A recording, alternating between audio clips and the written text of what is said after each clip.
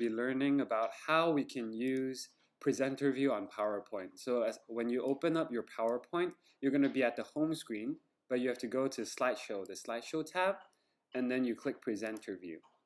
Now when you're presenting, usually if you just click share screen, the audience will see your whole screen, which means they can see your notes, they can see the next slide as well as the slide you're presenting now.